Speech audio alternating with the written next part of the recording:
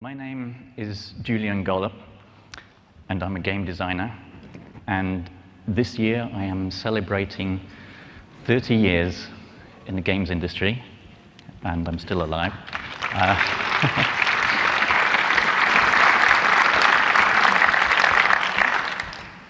I made my first game in 1983 called Time Lords. It was for the BBC Model B microcomputer, and it is lost in the mists of time. But today I'm going to talk about a game I made 20 years ago, XCOM UFO Defense. So what is XCOM? Before I start, I would just like to ask you how many of you have actually played the game? Okay, how many of you have not played the game? A few, okay. So I'm not going to describe the game in any detail, but I'm just going to describe what happens. So it was launched in 1994 under the name UFO Enemy Unknown in Europe. In March on the PC, a little bit later on the Amiga and CD32. Then a little bit later, in North America, this time renamed as XCOM UFO Defense. And in 1995, on the PlayStation.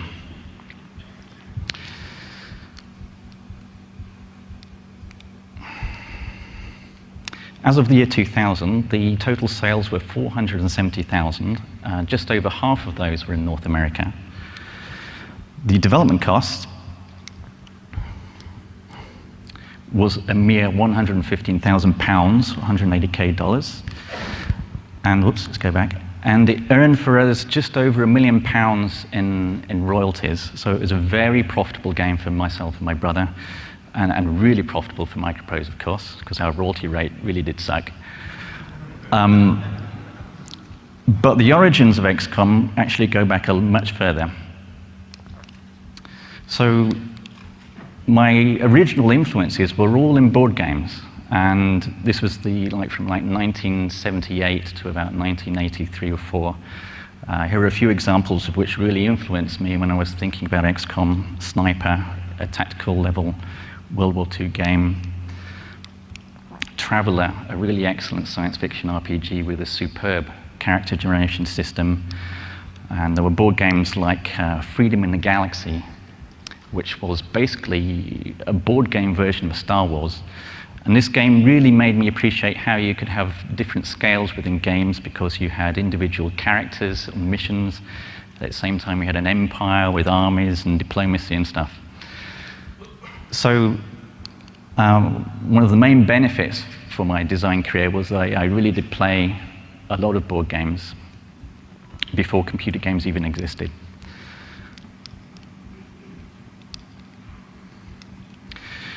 But XCOM actually started all the way back in 1984 with a game I made on the Sinclair Spectrum called Rebel Star Raiders. This was a very simple two-player, turn-based tactical game. But I continued to develop this theme. 1986, Rebel Star 1, 1987, Rebel Star 2, adding a computer opponent, and then finally Laser Squad in 1988. This had multiple scenarios, line of sight system, destructible terrain, equipping with weapons, and so on.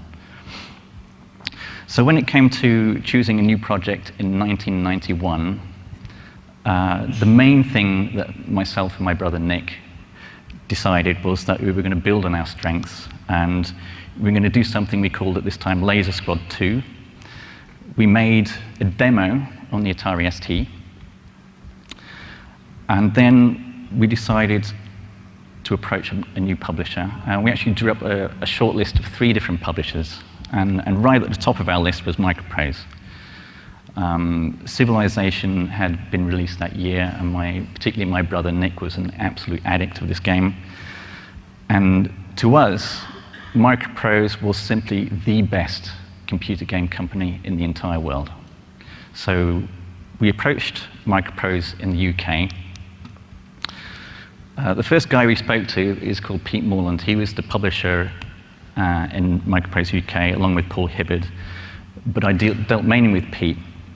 And we showed him the demo, Laser Squad 2, and he went and talked with other people there. And his initial feedback was to us, well, look, this is interesting, but it's not a Microprose game.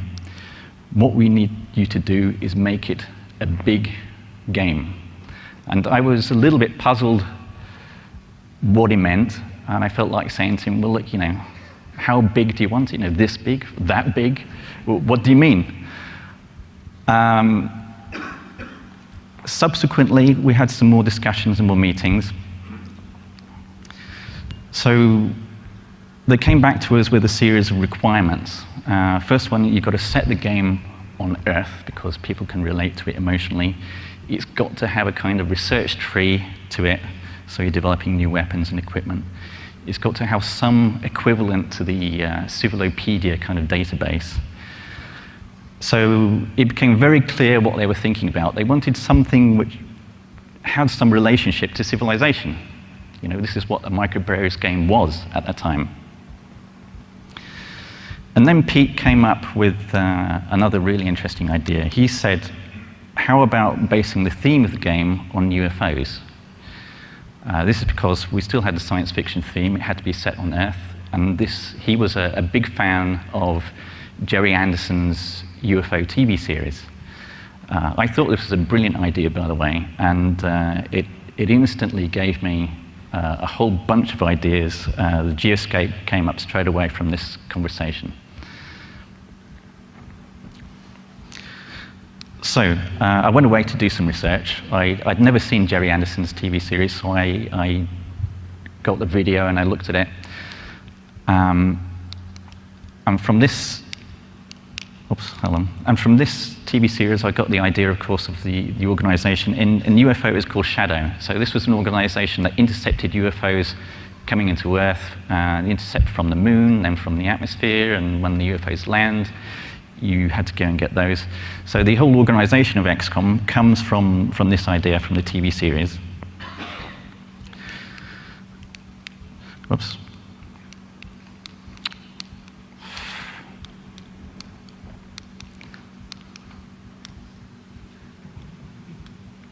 It's not working very well, this thing, sorry. But I also went away and I did my own research on, in particular, this book called Alien Liaison by Timothy Good.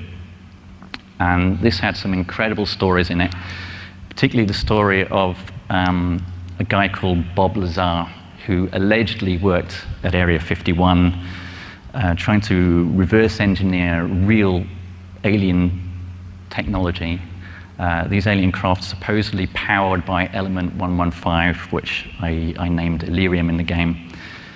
And it had the stories about cattle mutilations and abductions and the little greys. And I thought this was actually much more interesting than the aliens in Jerry Anderson's UFO series. So I based the story of the game really around UFO folklore.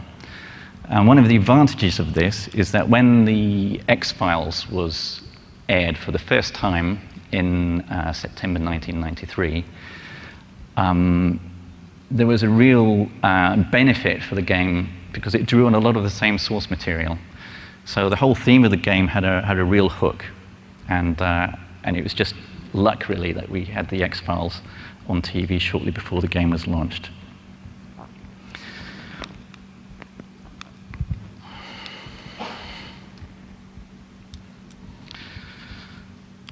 So the Microprose game design team also had an input into the initial process of the game. So Steve Hand was the main guy there, and Mike Brunton. And Steve was a big fan of Laser Squad. And he really helped to push the Microprose guys to sign up the game.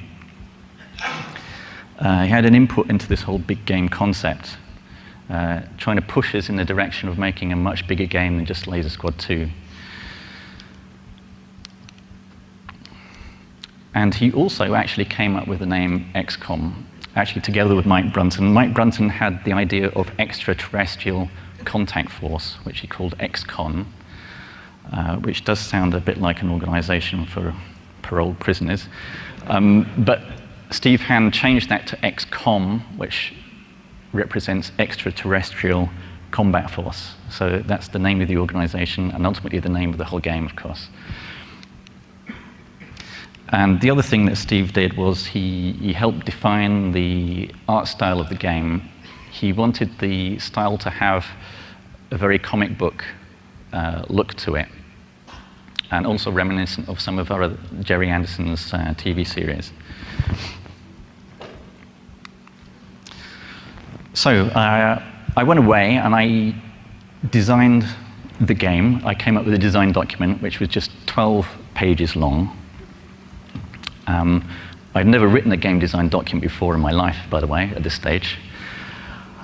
And the problem with it was that it didn't really work for microprose. They didn't understand how the game worked. I actually had to go there in person and explain things and have a lot of questions thrown at me. Steve said the document was very poor, and if it hadn't been for the fact that we'd done Laser Squad, he would have cancelled the project there and then. And he also said that the alien types I had in the game were boring. I had little alien greys, I had men in black, I had a chupacabra-style monster, all the things from UFO folklore, but the microprose team really didn't like this at all. I had to drop the men in black, by the way. The reason I was given was that microprose were developing another game which involved UFO conspiracies and men in black, and they didn't want there to be any conflict between the two games. And the other major game design glitch, I guess, was that the initial UFO interception system didn't work. We actually implemented a system where you had like a view from the cockpit of your interceptor, and you saw the UFO coming straight towards you like this. You hit the left control key and you fired a rocket, you hit the right control key and you fired your cannons, and it used like a sprite scaling algorithm. And it was kind of a bit arcadey, and yeah, it wasn't very good, so we junked it completely and came up with something a little bit simpler and more abstract. But that was actually the only major change in the game design, and actually it wasn't really much of a change in the game mechanics. And I would have to say that the final game was actually very, very close to that original design document. There was no feature creep, there were no features cut. It was very clear in my mind what the game was about very early on in the game, in the development. Now for the art team, John Wrights was the first artist put on the project. And he was a microprose artist, and along with Martin Smiley, they comprised the entire art team on the project. Now John was a big fan of Marvel Comics, and he really developed this distinctive comic book style for the graphics, according to what Steve Hand also wanted to see. And the environment graphics, which were mainly done by Martin Smiley, were also very detailed and very nice. So John did all of the alien designs and equipment, some of the backgrounds. Martin did all of the terrain, and all of the Ufopedia images as well. So these guys did a very good job and gave a really distinctive look for the game. When it actually came to choosing the aliens in the game, I already mentioned that Steve Hand said that the aliens I had were really boring. So we had this big meeting at Microprose, and after the meeting, I went to John's desk with Steve Hand, and these are the actual 2 screens of concept art that we looked at, which, thanks to John, he's preserved. By the way, this is the visual pièce de la résistance of my entire presentation, because it is the only surviving concept work from the whole game. But from this, we chose the aliens, and we chose them on the basis of what looked cool and what differentiated them. So you can see all the main alien types are there. We've got the little alien greys, we've got the ethereals. You'll notice that the chrysalid is right next to the zombie character. John didn't really imagine them to be connected in any way, but I very quickly had this idea that the chrysalid would infect your soldiers or civilians, turn them into zombies, which would then sprout new chrysalids, and probably created the most annoying monster in the entire game. We still kept the little alien greys, which is good.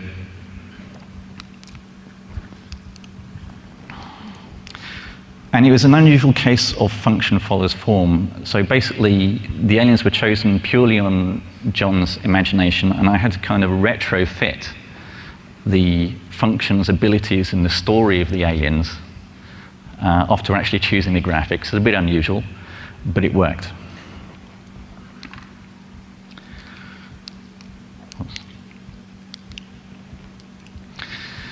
Another thing that John did was the intro. This was a very memorable intro, very comic book style influence. I had absolutely nothing to do with it whatsoever. In general, at first, I wasn't really consulted at all on the graphics, but I think John did a really good job here. Now, the audio team consisted of John Broomhall, who was in-house composer at Microprose UK, Andrew Parton, who was the sound programmer and sound effects designer. These guys actually worked on 2 or 3 projects simultaneously. So UFO was just one of the projects they worked on. But again, I think these guys came up with something very, very memorable. The amazingly effective but simple music tracks. And actually, the sound effects were technically quite accomplished for their time. It doesn't sound like it now if you listen to it, but you have to remember that we only had 2 megabytes for everything in the game. All the data, all the graphics, all the art had a very highly compressed MIDI format. So again, these guys did an amazing job. The programming team consisted of my brother Nick and myself. Nick did some amazing programming, particularly some of the innovative systems behind the Geoscape and the Battlescape. But from my point of view, I was tied up with programming quite a lot, and it's probably one of the big mistakes in the whole project. I should really have concentrated on design, but I was actually tied up with programming right to the end of the project. I think the game suffered from that quite a bit, actually, at the end. Now, the QA team, I have to mention these guys as well because they were very, very helpful to us in the development, particularly these 3 guys, Andrew Luckett, who was the team leader, Phil McDonnell, and Jason Sampson. They helped save the game from cancellation. They worked very closely with us in the last 3 months, and the feedback they were giving us really helped polish the game. They suffered from the crunch at the end. It was pretty intense.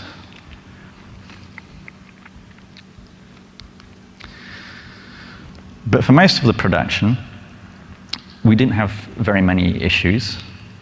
The producer, a guy called Tim Roberts, was actually very laid back. I've put this down as a positive point, because it really allowed me to just focus on the game without any interference, which was great. Once we got over those initial game design glitches, it was absolutely plain sailing for me. He would come to visit us once a month in Harlow, Essex. We'd go out to the pub, we'd have a pint of beer, and he'd say to us, well, you know, guys, how's it going? And we said, yeah, well, great. If he was lucky, he might get a disc to take back with him. But there was no Microsoft projects and schedules or anything like that. But of course, there is a downside to this because certainly when it became clear that the game was taking a long time to develop, if I was Tim, I would have said to me, look, you guys obviously need more help to finish this project, so you know, why don't you hire some extra programmers? Why don't you, Julian, focus on the game design? But that didn't happen. We just continued as we were.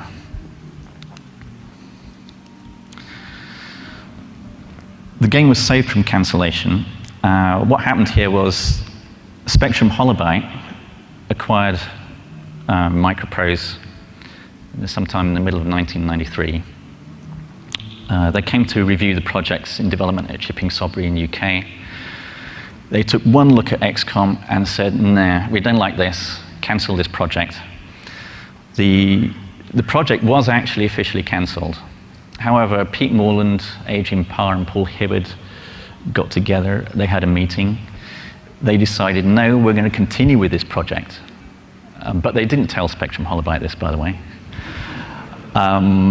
So really, thanks to the support from Microprose, the QA team, as I mentioned earlier, had already started testing the game at that stage, and they were also instrumental in making sure that the game continued in development. So overall, I would say from everybody in Microprose UK, there was really a lot of support for the game. But another problem we had was that we signed a contract to make the game in 18 months. Now, it's not that anybody thought we would actually do it in 18 months. This was just the standard contract that Microprose made. We had absolutely no problem in extending the contract, but it did become nearly 2.5 years, which is quite a long time.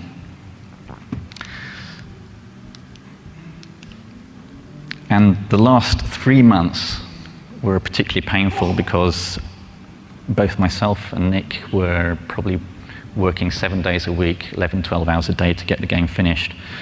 What happened was that in Christmas 1993, Spectrum Holobyte wanted a product from Microprose UK for the end of their financial quarter, which is in March 1994.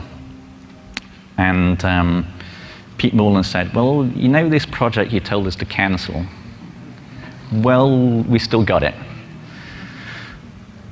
But then the pressure came onto me and Nick to actually get the game finished by the end of March. Now, the state of the game in Christmas '93 was actually very poor. All the content was more or less there, but it was very unplayable. It was really in a bad state. So myself and Nick went to actually work in-house at Microprose in Chipping Sodbury for the final 3 months of development.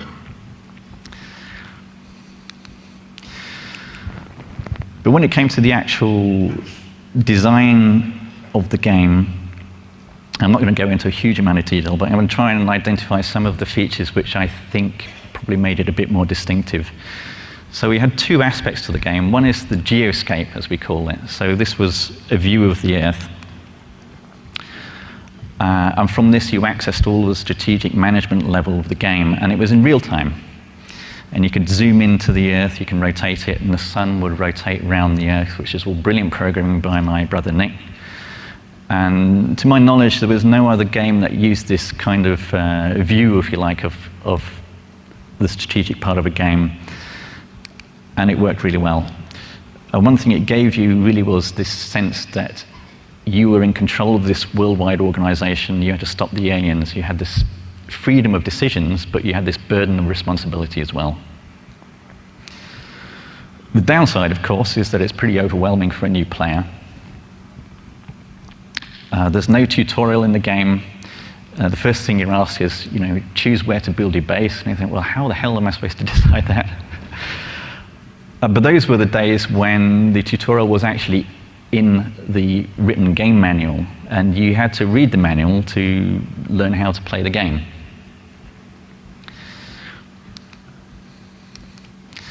Well, the battlescape was the other side of the game. So this is the tactical turn-based combat system, which was evolved through from Rebel Star and Laser Squad.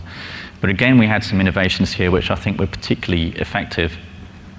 For example, the destructibility of the terrain, this lighting system, which made these nighttime missions really creepy. Technically, it's kind of simple. We had like 16 gradients of 16 colors and a special sprite printing system. We had hidden maps, which means basically you explored the map. The map was revealed to you as your soldiers moved around. It had a real 3D system.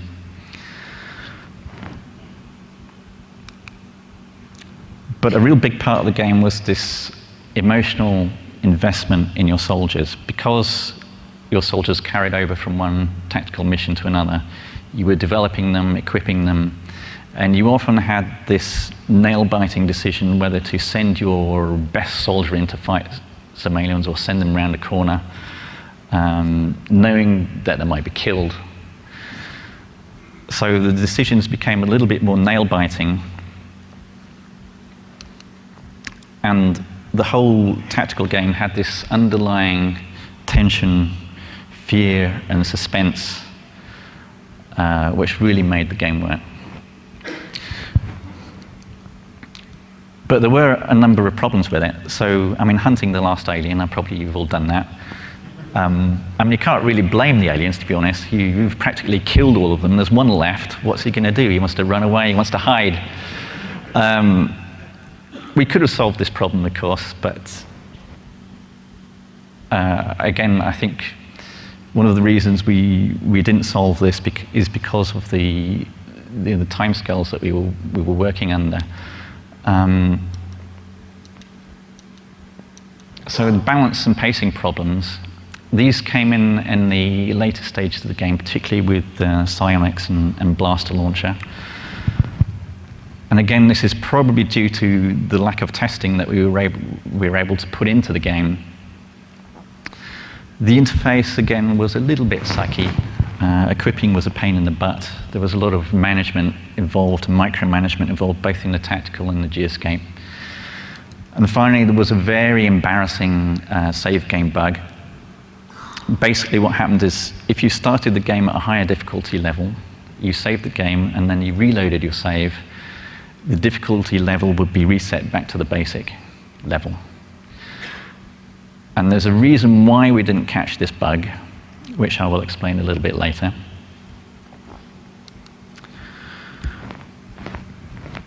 But in trying to assess what really made the game work, it's really a question of the whole being greater than the sum of its parts.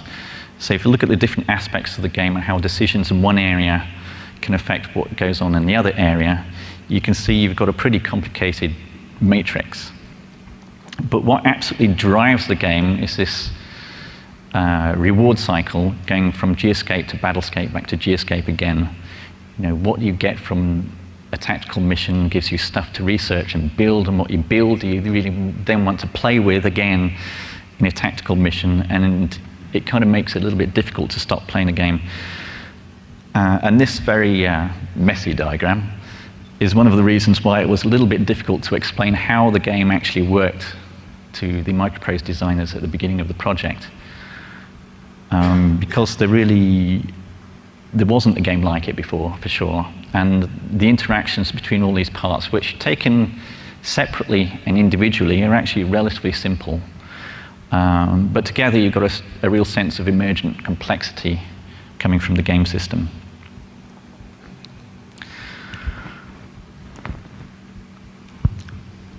Now, structuring the player game experience is all about how you present the challenges to the player. These days, this is done mainly through level design and scripting. But in XCOM, we had a lot of random and procedural generators. They affected different parts of the game. So, for example, in map generation, we had a pseudo-random map generator. In the alien strategic actions, different aliens would be randomly assigned to different parts of the world, and their progress through their own mission structure had a large number of random elements. The alien deployment in missions also had significant variability in terms of which aliens were deployed, where they were deployed. And finally, the AI itself employed some interesting random systems. For example, if there was an alien round a corner, he may come out and attack your guys, or he may stay there. It was never an absolute firm decision. It was always based on the probability. The probability was higher if the alien stood a good chance of coming around and killing your guys. And the probability was lower if the risk was higher to the alien. So basically what it meant was that you were never absolutely sure whether there was an alien hiding around the corner or not. Often this gave the player the perception that the AI was actually more intelligent than it really was. But it did work. And this helped give the game a lot of gameplay variety without relying a lot on level design. It also enabled us to really reuse and recombine all of our game assets very effectively. You can generate hundreds of maps which were not the same, even though we're using just a small selection of different map sections. But there is, of course, a downside. This is the whole consistency of challenge for the player and the whole pacing of the game was not really very controlled by me, the designer. And this really created a problem for us. It made the game very difficult to test. It took a long time to play it through. So I tried to solve this problem by putting a dynamic difficulty adjustment system in. The way this worked was very simple. Basically, if you did very well in the previous 3 tactical missions and you absolutely trounced the aliens would ramp up their own technology development and deployments more quickly. If, on the other hand, conversely, you're doing very badly, the aliens wouldn't throw in some extra stuff. So it kind of adjusted the difficulty as you went along. And this was the reason that we didn't actually get or detect that save game bug, which I talked about earlier. For me, it wasn't an ideal solution to the whole problem, but it was one that we had to implement at the time. And I think keeping the level of challenge consistent for the player is actually a very difficult issue for games like this, for strategy games. And what we did at least worked partially, at least for the first 2/3 of the game, it worked quite well. So to sum up on the design side, my game design philosophy. I believe that a game system should have a life of its own, such that it repeatedly generates experiences that are fresh and engaging and challenging for the player.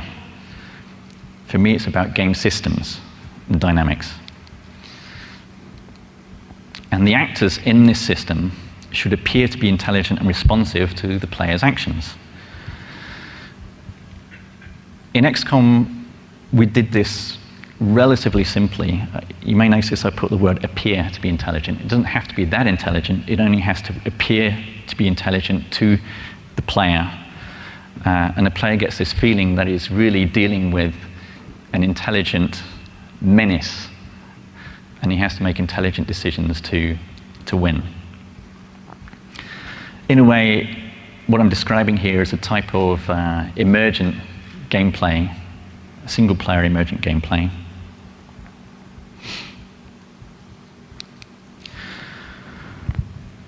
But to complete this discussion, what I have to do is look at what happened after the game was finished, because the XCOM legacy probably gives us some real lessons of what went wrong, what went right.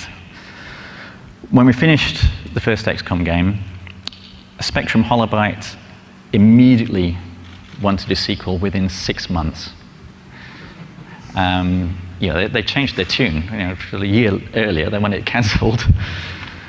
And I said to Pete Moreland, well, look, there's no way that we can do anything effective within 6 months apart from reskinning the game. So what happened was we licensed our code to Microprose, and they developed XCOM Terror from the Deep. I had absolutely nothing to do with this project. It didn't take them 6 months, by the way. It took them a year. Meanwhile, myself and Nick worked on XCOM Apocalypse, which took the game in a slightly different direction. Myself and Nick really wanted to do something different, but Microprose still wanted an XCOM game. There were some innovations in Apocalypse. There were lots of things wrong with it. And it finally came out in 1997. Meanwhile, unbeknownst to us, Microprose has started a project called XCOM Alliance, which was a first-person, team-based shooter.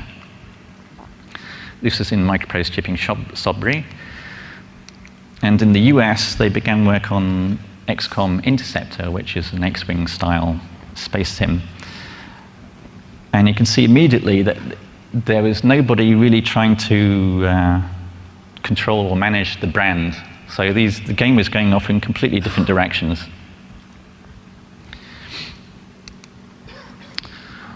XCOM Alliance was taken away from Microprose Chipping Sodbury and brought into Hunt Valley in Maryland. Email XCOM was made in the UK under Hasbro. And XCOM Genesis was started in Chapel Hill. Now, XCOM Interceptor did not do very well. I think it sold 30,000 units. The fans of the game were very negative towards it. They didn't feel that the game represented a true XCOM experience. Basically, that tactical turn-based gameplay had been removed. Now, XCOM Genesis was cancelled. XCOM Genesis was, by the way, an attempt to go back to the original game and recreate something of the original flavour. It wasn't clear, actually, whether the tactical system would be turn-based, though, in XCOM Genesis. They didn't get very far with the project. XCOM Alliance was also cancelled, but not before it became XCOM Enforcer, which was a simple FPS. The 2 studios in the US were closed. Chipping Sodbury was closed in the UK. And it seemed like this really was the end of the XCOM franchise. And XCOM Enforcer was the unfortunate last in the series. Now, at this stage, myself and Nick had gone off and we started work on what we thought would be a spiritual successor to the original game called Dreamland Chronicles Freedom Ridge. Now, this was a turn-based game, very much a UFO-style game, slightly different story. But unfortunately for us, our publisher was also taken over. The game was cancelled, and the assets for the game went into a game called UFO Aftermath, made by Altair Interactive. But they changed fundamentally a lot of our game design. So this looked like really the absolute end of anything to do with the original XCOM. I continued to do turn-based tactical games, Laser Squad, Nemesis, Rebel Star, and at Ubisoft, Ghost Recon Shadow Wars. But they didn't have this interesting, expansive metagame that the original XCOM had. Then, of course, in 2010, Take-Two announced XCOM, which was a first-person shooter. Everybody was horrified until we got the Firaxis XCOM. And it seems like Take-Two had this same schizophrenic attitude to the franchise that Microprose had. But I would have to say that the Firaxis XCOM saved the day. It's like a phoenix rising from the ashes of the XCOM disaster, to be honest, because I think the whole team at Firaxis did a tremendous job of creating something which was familiar, but at the same time different and fresh. And it's amazing that after 20 years that a brand which had gone so badly in the wrong direction has finally been put right. There are a few indie remakes, of course. You might want to check these out. Aliens vs. Humans on iOS. Xenonauts for the PC coming out, I guess, sometime this year. From my own point of view, I no longer feel the urge to try and remake XCOM. I think Firaxis have done the job. I hope they continue with it.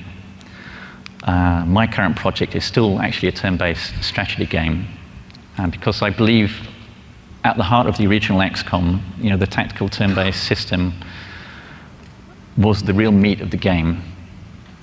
And the whole geoscape management part gave it the context.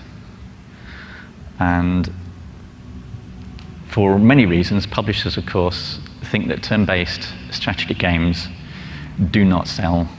And really, I've only been able to make this kind of game on much smaller scale projects. For example, Rebel Star and Ghost Recon are on handheld devices. But in conclusion, I would say that the original XCOM was such a unique development and such a unique experience for us. The development overall was so trouble-free compared to many other projects that I worked on. And I think the strength of the idea right at the beginning, again with a lot of input from guys at Microprose, really helped to make something unique and interesting. So, thank you for listening. If there's any questions, please ask away.